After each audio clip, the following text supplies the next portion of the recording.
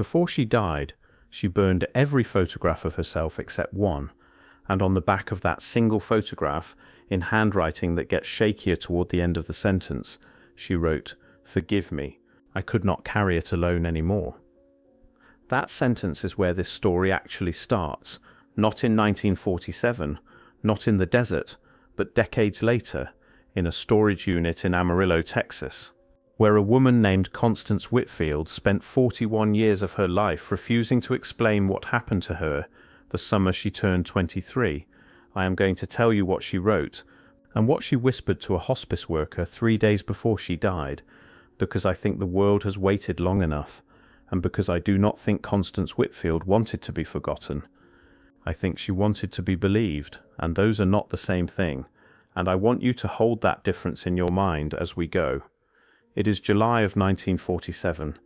Constance Whitfield is a field nurse attached, loosely, unofficially, to a unit stationed outside Roswell, New Mexico, and on the 9th of July, just after midnight, she is pulled from her cot by a corporal she has never seen before and has never seen since.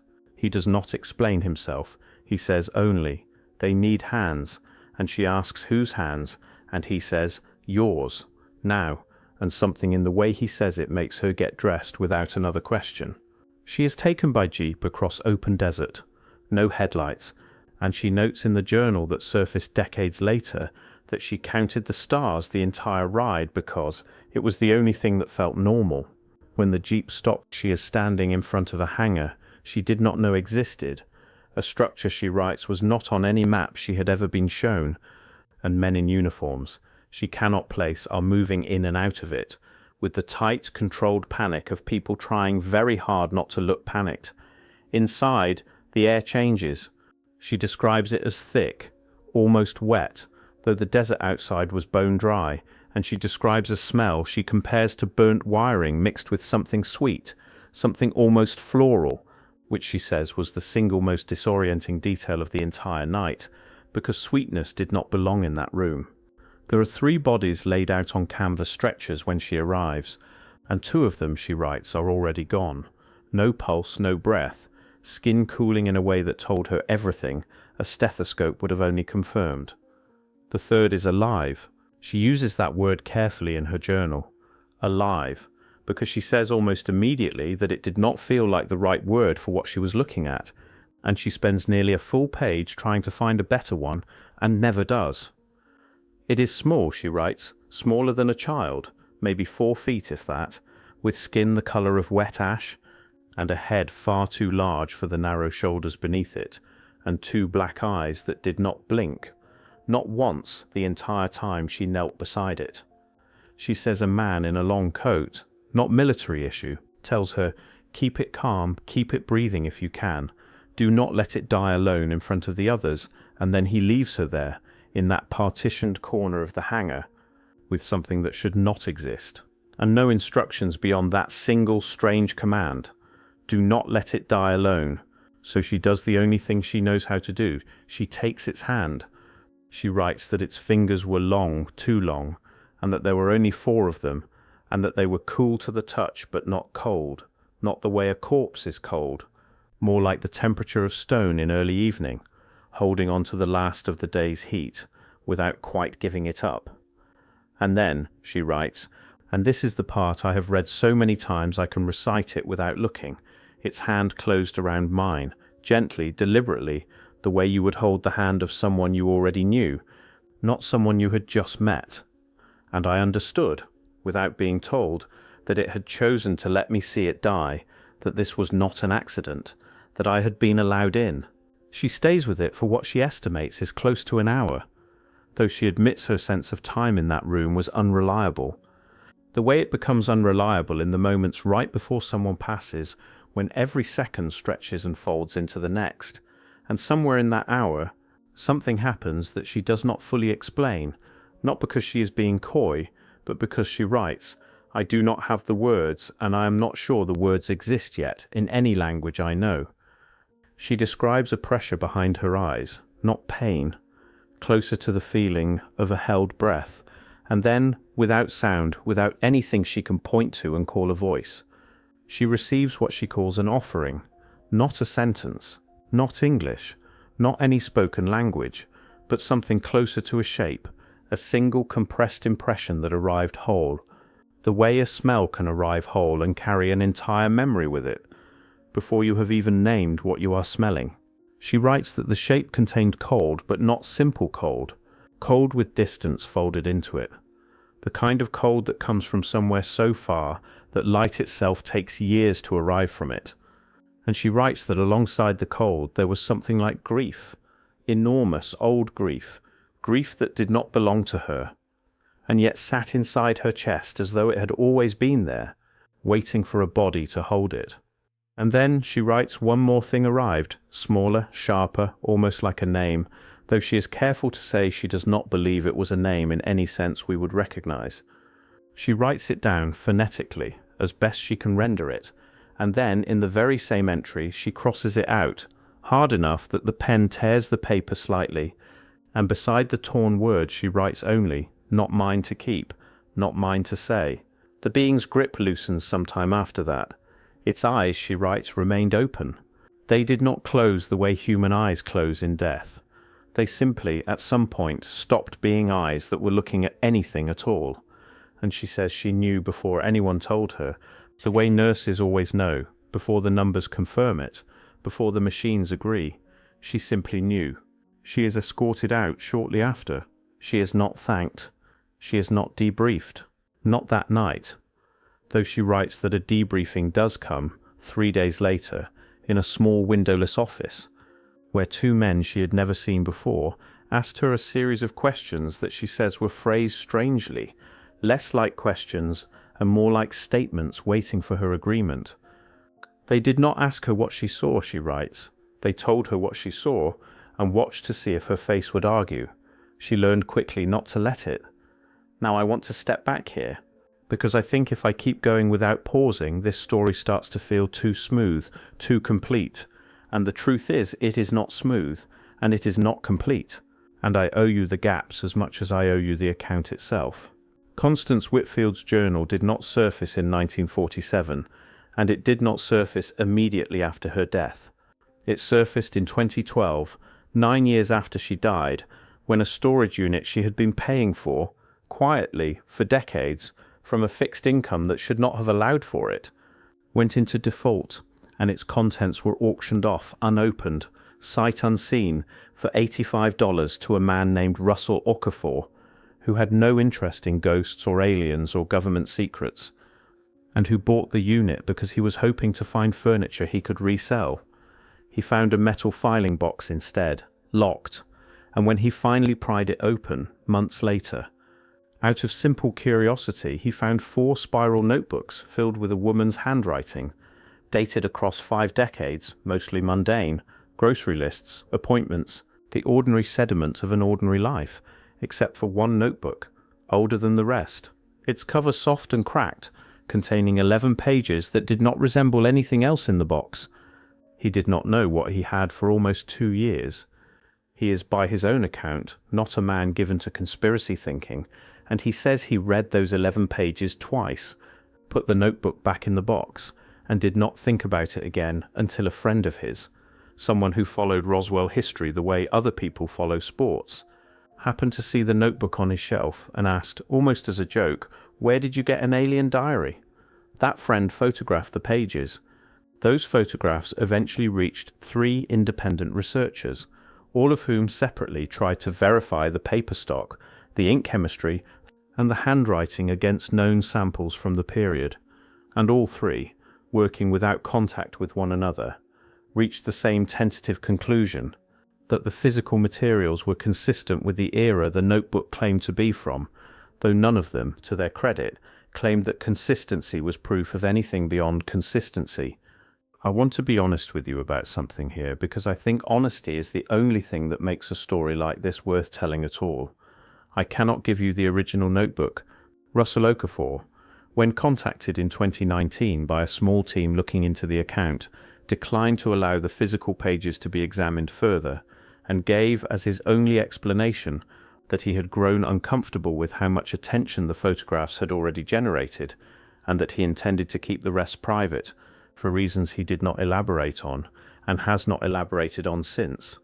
So what we have, what anyone studying this has, is a set of photographs of 11 pages taken by a man with no discernible motive to fabricate anything, verified as materially plausible by researchers with no connection to one another, and a locked box that the only living person with access to it has chosen to keep closed. You can do with that what you want. I am not asking you to accept it as fact. I am asking you to sit inside the discomfort of not knowing, because I think that discomfort is closer to the truth of this whole event than any tidy conclusion would be. Now, here is where it gets stranger, because Constance Whitfield is not, it turns out, an isolated case. While researching her, a name surfaces, almost by accident, in a badly scanned nursing roster from a New Mexico hospital, dated 1951, 4 years after Roswell, listing 11 nurses transferred within the same 2-week period to what the roster only describes as special observation duty, a designation that appears nowhere else in any surviving hospital record from that decade. 11 nurses, transferred together, quietly, without public announcement, to a duty description that means nothing to anyone who has looked for it since. Of those 11 names, 9 can be traced forward through ordinary records, marriage certificates, obituaries, the paper trail of an average American life, but 2 cannot be found again anywhere, not in any census, not in any death record, not in any document of any kind, as though they simply stepped out of the world the moment their names were entered on that roster. I do not know what happened to those 2 women. I want to be careful here because it would be easy to say something dramatic, something that implies a conclusion I cannot actually support. So let me just give you the facts as they exist. 2 women transferred to an undefined duty 4 years after Roswell alongside 9 others who went on to live visible, ordinary, documented lives. And then nothing. No further trace. Not one. Whatever happened to them, it happened quietly, and it happened completely, and it happened in a way that left no footprint for anyone to follow, and if that does not unsettle you even a little, I am not sure I have done my job tonight. Let me bring you back to Constance, because I think in the end, this story is not really about hangers or rosters or missing women. I think it is about her, specifically, and about what it cost her to carry what she carried. The journal contains in total 19 entries written in the weeks and months following the encounter, and I want to walk you through a few of them because I think they tell you more about the truth of this event than the encounter itself does. In the 3rd entry, written roughly 2 weeks later, she writes, "I keep expecting to wake up and find that I have imagined all of it, and I keep being disappointed that I have not." In the 7th entry she writes, "I asked to be transferred somewhere I would not have to think about hangers, and I was told that request was, in their words, not available to me, and I understood, without being told directly, that this meant I was not finished being useful to whatever this was." In the 11th entry, months later, her handwriting changes. It becomes smaller, more controlled, as though she is trying to take up less space even on the page, and she writes, "I have started to feel the cold again, the specific cold, the one with distance in it, and I do not know if that means it is still with me somehow, or if I have simply broken in a way that does this to a person." By the 16th entry, nearly a year after the encounter, she writes something that I think is the true center of this entire account. More than the being, more than the missing women, more than any of it. She writes, "I think what frightened everyone was not that it existed. I think what frightened them was that I was kind to it, and that kindness, once witnessed, could not be explained away as easily as the being itself could." I have read that sentence more times than I can count, and every time it lands differently, and I think that is because it is not really a sentence about aliens at all. I think it is a sentence about what institutions do with tenderness. They cannot categorize how threatening a single act of compassion can be to people who have already decided that the correct response to the unknown is control. The final entry, the 19th, is short, just 2 lines, written in a hand that is almost illegible by that point. It says, "I do not regret staying. I only regret that I could never tell anyone why." Constance Whitfield lived another 56 years after writing those words. Married once, briefly, divorced quietly, worked as a school nurse in 3 different towns across 2 different states, never had children, and according to the one neighbor who agreed to speak about her, kept almost entirely to herself, except for a single ritual her neighbor noticed but never understood. Every July, on a date the neighbor could never quite pin down, Constance would sit alone in her backyard after dark and hold her own hand, the right one wrapped gently around the left. For what the neighbor estimated, watching from her kitchen window more than once, was close to an hour, every single time without fail for as long as she lived there. I think about that image more than almost anything else in this entire account. A woman, alone, decades later, recreating the shape of a moment that the world had told her to forget, because some part of her needed her body to remember what her voice was never allowed to say. 3 days before she died, in a hospice room in Amarillo, she told a nurse, not a doctor, a nurse, because I think even at the very end, she trusted that role more than any other, that she had once held something as it died, and that it had given her something in return, something she said she still did not fully understand, but that she had spent her whole life grateful for, even when the gratitude cost her everything else. The hospice worker did not understand what she meant. She wrote it down anyway, in her own private notes, not thinking it would ever matter to anyone. And those notes are, as far as I know, the last surviving account of Constance Whitfield's voice, describing, in her own words, what happened to her in that hangar in July of 1947. I keep returning to one image out of all of this, not the hangar, not the missing women, not the locked box in a house we cannot see inside of. I keep returning to 2 hands, one small, grey, 4-fingered, cooling in a canvas partitioned corner of a hangar that officially never existed, and one human, warm, holding on, not because she was told to, not because it made any strategic or scientific sense, but because that is what you do when something is dying and afraid and alone.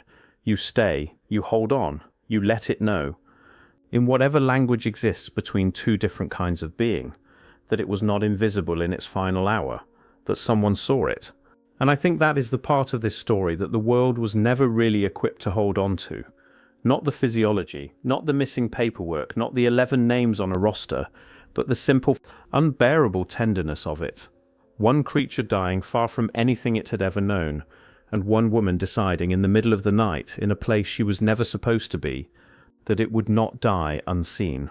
Whatever else is true or untrue in this account, whatever we can verify and whatever we cannot, I think that decision is real. I think it happened, in some form, somewhere, because I do not think a woman invents a ritual like that, sitting alone in a backyard every July for decades, holding her own hand in the dark, unless something in her life demanded it, unless something in her was still trying, even after everything, to finish a conversation that never got to end the way it should have. She never got to say what it whispered to her. Maybe it was never meant to be known, not by us, not by anyone. Maybe it was only ever meant for the 2 of them. In that hour, in that hangar, in a moment the rest of the world was never invited into. But I think she wanted someone to know that it happened. And so tonight, I have told you.